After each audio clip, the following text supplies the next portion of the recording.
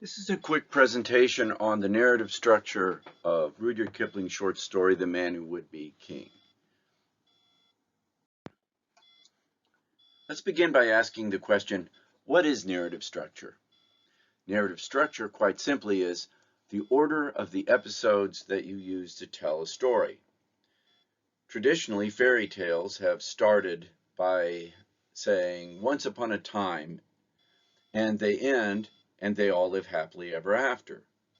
So the beginning, once upon a time, the ending, and they all lived happily ever after.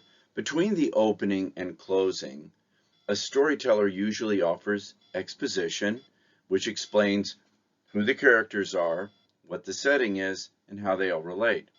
Then a conflict is introduced between the characters. After that, the conflict comes to a climax. Following the climax, a resolution works itself out in what's called a denouement. But our reading experience and our experience of reading Rudyard Kipling's The Man Who Would Be King in particular doesn't bear out this narrative structure. Sometimes storytellers don't want to work this way. They want to work a different way. They want to mix up these elements that are well known in storytelling. Why do they do it? Well, maybe they are just varying a theme. Are they making it new, as Ezra Pound once asked poets to do, modern poets to do?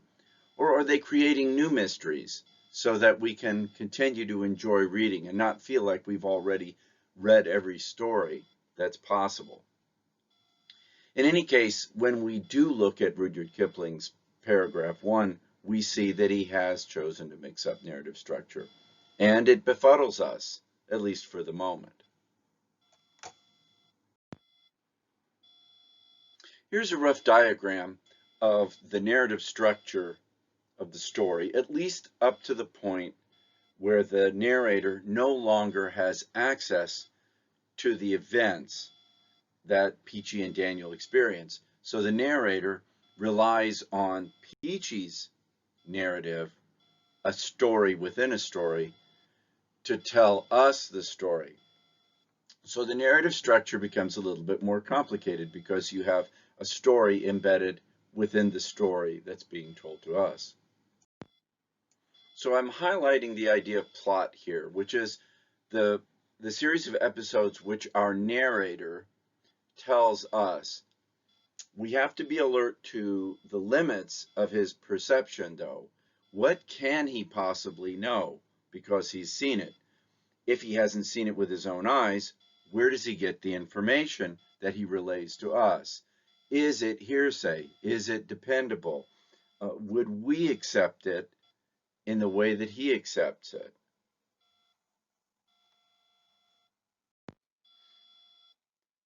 The first episode of the story is the episode in which the narrator meets Peachy in the intermediate class on the train. He sizes Peachy up. He decides that they have much in common. He calls Peachy a loafer. He kind of explains to us what a loafer is. We would think of it more as a pirate, a libertarian, an extreme libertarian, someone who is off to make their mark in the world. They are essentially gold rush 49ers. So after having sized him up, the narrator agrees to perform a service for him, agrees to do him a favor, and he agrees because he is obligated. He's obligated because it turns out, thanks to a little test they perform on each other, which I've called a shibboleth, that they are both Freemasons. The fact that they are both Freemasons means that the Freemason oath is in effect, and that means that the narrator must perform the service that Peachy asks him to do. He is obligated by his duty, by his oath. The next episode we get is when the narrator performs his obligated duty to Peachy. He does go to Marwar Junction. He does meet the train. He does pull the window down after he finds the man surrounded by his luggage, and says Peachy has gone south, to which this figure, Daniel Dravit, ultimately is his name, replies that he is not going to give him any money, regardless of what his partner Peachy has told him. So he doesn't quite know that the narrator is a Freemason yet, and that he's fulfilling an obligation. So in the second episode, we meet Daniel Dravit. In the third episode, after we have met Peachy and Daniel in that order, the narrator reflects on what Peachy and Daniel are about to do, and he kind of widens his sense of obligation to them. He thinks a little bit more in a more sophisticated way ethically, and he realizes that two things. One, that Peachy and Daniel, he thinks, are likely to get themselves in serious trouble. Maybe they'll get themselves killed. And secondly, their ruse, their scheme, is to be correspondents of the Backwoodsman, a newspaper, which in fact the narrator is, and they are going to ruin his profession, his job, and threaten him personally by blackmailing a Raja in one of the native states down south. So he feels that he has the right to inform on them to the bureaucrats of the British government who are down there, who do in fact reel in Peachy and Daniel and kick them out of the southern states. It's at this point that the narrator goes into a kind of excursus, which is to say, he starts to talk about issues that don't relate directly to the plot, at least don't seem to. What he talks about is the relationship of the newspaper to Anglo-Indian culture, in particular his own life. And what we learn is that Kipling views India very much as an Anglo-Indian. He sees it very much through a colonist's or an imperialist's eyes. He articulates a perception of the world which we have called exoticism. I've defined exoticism as the fetishization of the other. The narrator admits that he thinks that these native states are the dark places of the world, using a binary, assuming that England is the light. These native places are the dark places. They are savage, we are civilized. And he says they exist for picturesque scenery, tigers, and tall writing. In other words, so that civilized English people can demonstrate the brush that they've had with savagery and feel somehow better about themselves by having dipped a toe in the waters of the other.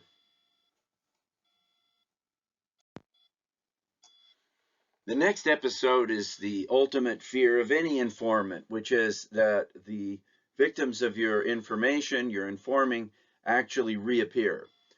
The narrator assumes that they are reappearing in his newspaper office for revenge on him. But they say, nope, they are not interested in revenge, not at all. They see the narrator as having done them a bad turn, so he owes them. He's obligated again to help them.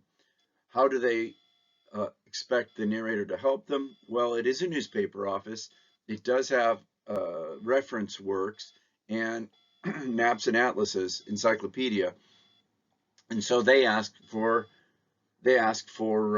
access to these things as they plan their scheme to go up to the northeast part of Pakistan to a place where no white person has gone yet, a place called Kafiristan. And they announce their scheme is to become kings of Kafiristan, which elicits the objections of the narrator, who again feels obliged to try and protect them. He tells them, nope, you're going to be torn apart, you're going to be killed, there's no way you can survive. After having done sufficient study and having shared their contract, what they call a contract, with the narrator, and demonstrating their seriousness of mind, Peachy and Daniel invite the narrator to see them off from the bazaar, and they're a part of a group of traders who are going to move in that direction. They have disguised themselves as a mad priest and the priest's servant, and they are going to try and use that to slip into Kafiristan. That is the last point at which the narrator has direct perception of, has direct observation of the plot. So the narrator is limited. The narrator has told us everything that he can up to this point.